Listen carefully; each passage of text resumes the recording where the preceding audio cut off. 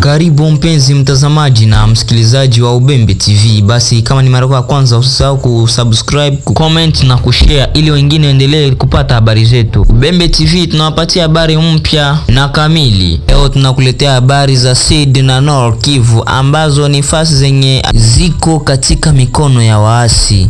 Habari nyingine ni hii, sikiliza. Mapambano kati ya William Amuri ya Kutumba pamoja na Ngoma Nzito.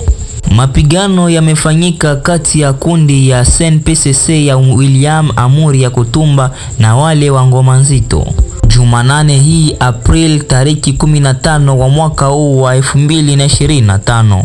Mahali mapambano hayo yamefanyika Manga Presqu'île du Bwari, wilaya ya Fizi, Kivu Kusini, katika Jamhuri ya Kidemokrasia ya Kongo. Kuna mmoja aliyejeruhiwa upande wa SNPCC na wawili waliojeruhiwa upande wa Ngoma Nzito, na kiajabu sababu hazijulikana hadi sasa. Habari nyingine ni hii, sikiliza. Uharibifu wa bidhaa za raia. Mashahidi wameripoti kwamba nyumba za raia zimeharibiwa na washambuliaji. Sababu ni kwamba raia hawa washakiwa kuwa walikuwa na wapiganaji wa wazalendo ambao ni wanamgambo wa ndani waliungana na vikosi vya jeshi la DRC ambayo ni FRDC. Mapigano kati ya doria ya M23 na vikundi mbalimbali vya silaha pamoja na zile zilizotajwa hapo juu inaongeza kila siku katika eneo hili la kimkakati. Hali ya Manga huko Kivu Kusini imeonekana kuwa alama ya mapigano kati ya vikundi mbalimbali vya silaha SNPCC na Ngoma Nzito. Athari za moja kwa moja kwa watu wa raia anayeshutumiwa kuunga mkono kambi moja au nyingine.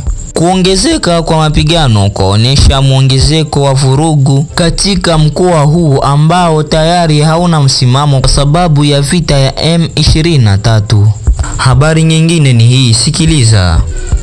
Habari yetu leo inatutuma huko katika groupment ya Katana, kaskazini mwa eneo la Kabare. Inabaki kuwa na wasiwasi sana Jumanne April tariki 15 wa mwaka huu kufuatia mapigano ya vurugu ya siku iliyotangulia Jumatatu April tariki 14. Hapa kuna mtasari wa habari inayopatikana Katana, eneo la Kabare. Katika jiji la Kabamba watu wasiopungua 3 waliuawa wakati ya mapigano Jumatatu. Tathmini ya jumla ya waasiria katika kundi lolote bado haijaanishwa. Bukma ya Irambi Katana limekuwa uwanja wa vita kati ya wazalendo na waasi wa M23. Hali hiyo inaelezewa kama wakati mwingi na idadi ya watu wanaoendesha na shughuli za kijamii na kiuchumi zilipooza. Saikolojia imekaa Irambi Katana kwa sababu ya harakati ya M23.